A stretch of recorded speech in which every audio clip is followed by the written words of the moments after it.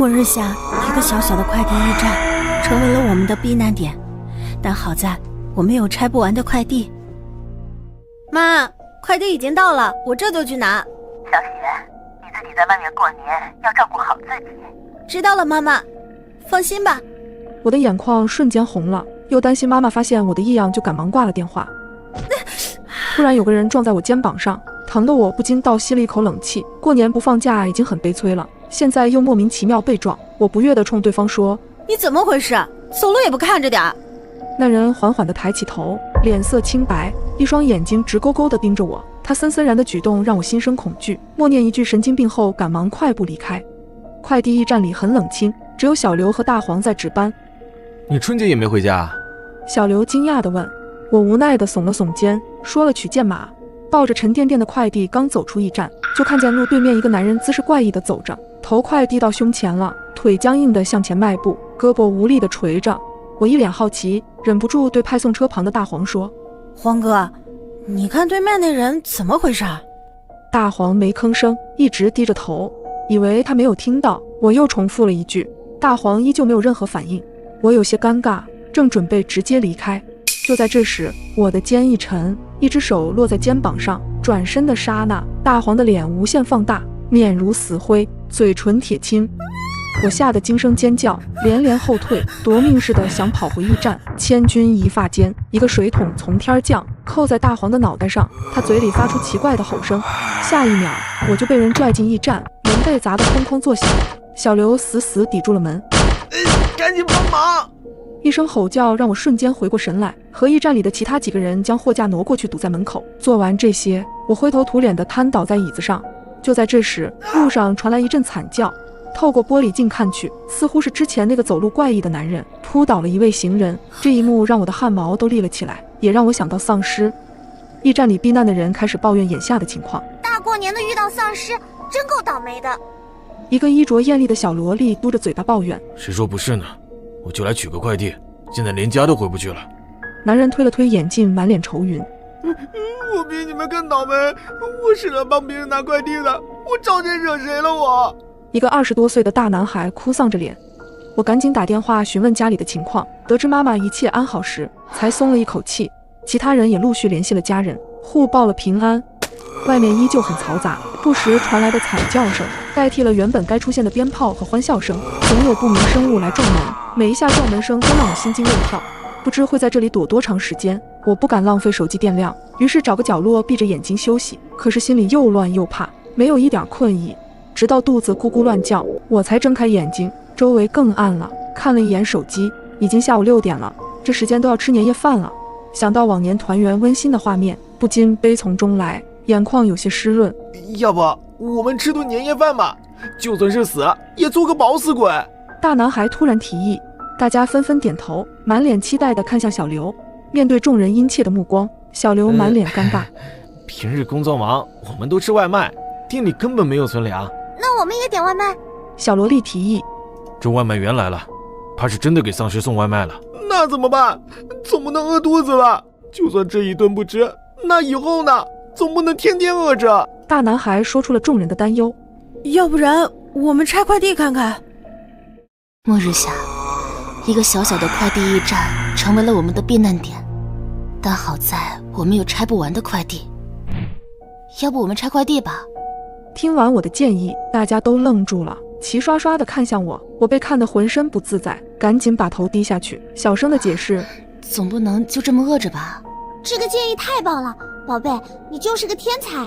小萝莉拍手叫好：姐姐，你是我的神！大男孩也附和着。眼镜男虽然没说话，眼里却流露出赞许的神情。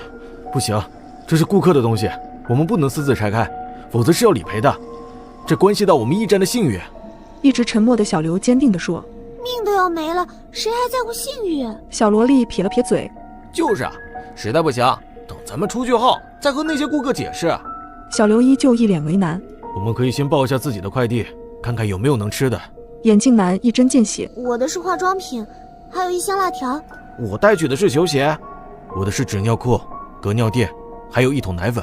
要不然咱们喝杯奶粉充充饥。哎，我的是我妈寄过来的年货。我的话音未落，4个人一下子把我围了起来，眼神里都是崇拜。啊，可惜丧尸追我时被我吊在外面了。我心虚的补充，切，不知道还在不在，要不然把门打开，把快递捡回来。小萝莉满眼期待。能行吗？我有些担忧地问。小刘迟疑了几秒，搓了搓手，站起身直奔门口。他刚靠近门口，砰的一声巨响从外面传来，接着是几声恐怖的嘶吼。小刘下意识地后退了好几步，其他人也都吓得够呛，戒备地噤了声，无人再敢提去外面拿快递的事情。看着外面聚集的丧尸越来越多，我的内心也低落到谷底。我们也都尝试地拨打过求救电话，可是一直都是忙音状态。网上也全是铺天盖地丧尸咬人的消息，谁也不知道我们会在这里待多久。房间里却安静得可怕，每个人的神情都很茫然。我捂着渐渐发疼的胃，不停地祈祷这场灾难赶紧结束。一声响动从角落里传来，我吓得汗毛再次立了起来。原来是小刘起身时碰到了旁边的椅子，他咬了咬牙，抓起一把剪刀。你要干嘛？我有些担忧。拆快递，找些吃的。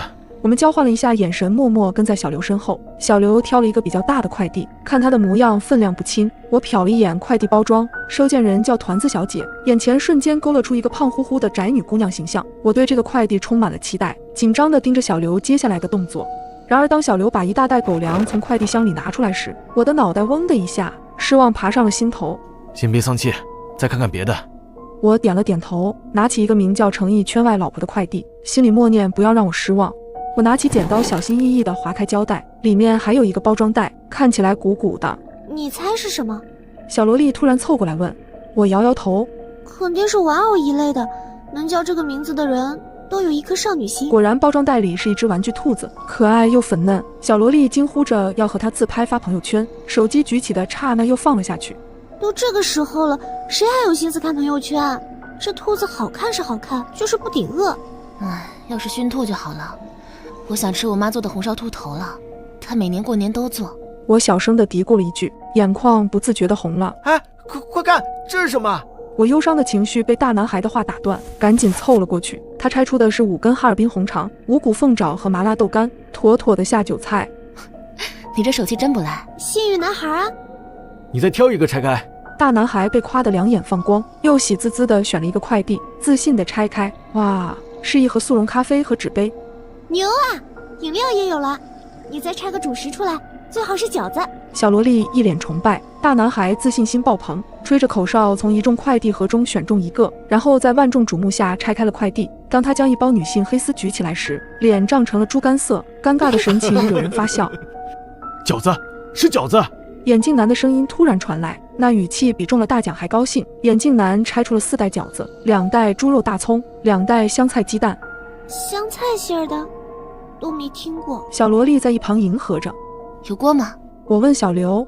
有。我的笑容加大。不过煤气用完了，还没来得及换新的。No， 还有比这个还悲催的吗？小萝莉忍不住哀嚎，我的表情也垮了下来，心沉入了谷底，不自觉地叹了一口气。不过这有电磁炉。老弟，咱说话能别大喘气吗？就连沉默寡言的眼镜男都忍不住吐槽。小刘不好意思地挠了挠头。紧接着我又翻出一个已经快被压扁的快递箱，原本对它没有丝毫期待，可当我看到里面是几包螺蛳粉时，恨不得开心的手舞足蹈，因为这是我的心头爱。还有这些。我们把刚才拆出来能吃的东西都摆在了桌上，大家脸上写满了喜悦，看着五花八门的东西，听着外面丧尸的咆哮。终于在0点钟声敲响前，我们在大小不一的快递里凑了一桌年夜饭。新年快乐！新年快乐！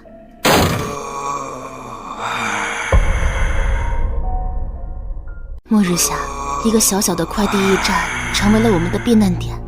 在大小不一的快递里，我们终于凑了一桌年夜饭。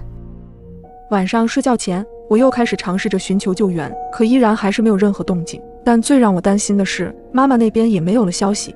这怎么睡啊？小萝莉在一旁不满地抱怨，因为驿站条件有限，只有2楼的卧室是工作人员平常休息的地方，除了卫生间和简易的厨房外，只有一个破旧的3人沙发。而更糟糕的是，驿站经常会接收一些保鲜产品，所以屋内也根本没有暖气。哎，这里有几床被子？眼镜男问小刘。2床，1床厚的，1床薄的。刚才我拆出来一个羽绒服，应该能用上。我将羽绒服拿出来抖了抖。这样吧，楼上的床给2位女孩睡，再给她们1床厚被子，咱们几个轮流守夜，剩下的……小刘话音未落，不行，我不喜欢和别人一起，我想自己睡，给我一床被子吧，我还特别怕冷。小萝莉低下头，弱弱地说道，但话中丝毫没有客气。大男孩耸了耸肩，表示无所谓，一切听从安排。小刘却有些犹豫，因为楼下的温度会比楼上更低。原本他们3个一床被子，有人守夜，另外2个人稍微凑合一下也是可以。可他实在不擅长对付女孩子。他看了我一眼，犹豫道：“那薄被子就给……不行。”眼看着小刘说出被子都给女生，眼镜男猛地抬起头，坚决地发表意见。4个人的目光齐刷刷地对准他。下一秒，眼镜男的眼眶竟然红了，他把眼镜摘下来，用力地擦拭了2下眼角，又颤抖着双手把眼镜戴上。你们2个女生一起就凑合用1条被子吧。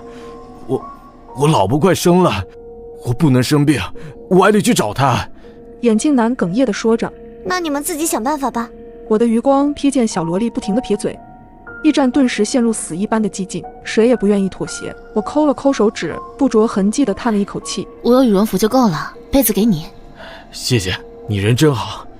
被发好人卡的我默默耸了耸肩，抱起了羽绒服往楼上走去。旁边的小萝莉依旧在哼哼唧唧，呼呼的风声伴随着丧尸的吼叫，在寂静的夜晚格外明显。尽管我很疲惫，可始终都没有睡着，耳旁边听着小萝莉轻微的鼾声。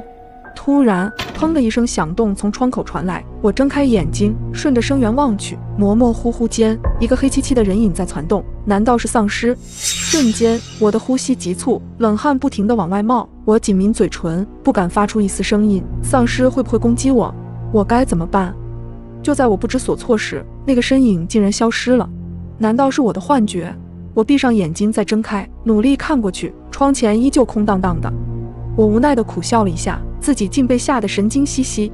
第2天，我被一阵咳嗽声吵醒，茫然地睁开眼睛，看着陌生的环境，脑袋有些短路。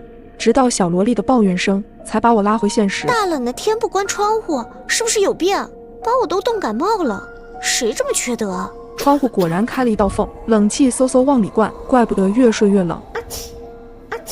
小萝莉连打了2个喷嚏，紧接着是一阵咳嗽。不会是你故意把窗户打开的吧？我睡床又有厚被子盖，你心里嫉妒。小萝莉眼神不善地盯着我，越说越觉得自己分析得很有道理。我没你那么无聊，内心也不黑暗。她莫名的针对让我也没了好语气，我径直忽视她朝楼下走去。楼下的男士已经起床，大男孩低头打游戏，眼镜男在拆快递，小刘正用电磁炉默默煮水饺。小萝莉一下楼就噼里啪啦地说着自己挨冻的经历，还不忘用恶狠狠的目光叨我。这风也太大了，竟然能把窗子吹开。窗子上了锁的，风不可能吹开。小刘坚定地说。你确定窗户上锁了？我无视了小萝莉的阴阳怪气，紧紧盯着小刘。在得到确认后，脑海里闪过昨晚上看到的那个黑影，那不是我的幻觉，那他到底是谁？我的心渐渐沉了下去，抬头小心翼翼地扫了一眼其他人，细思极恐下鸡皮疙瘩爬满了全身。一阵毫无章法的敲门声突兀地响起，我下意识地向后退了2步，惊恐地看着门口。小萝莉刚想尖叫，却被小刘抢先一步捂住了嘴巴，小声地警告她不许出声。敲门声更加激烈，压得我快要喘不过气来。就在这时，门口突然传来了说话声：“有人在吗？”是谁？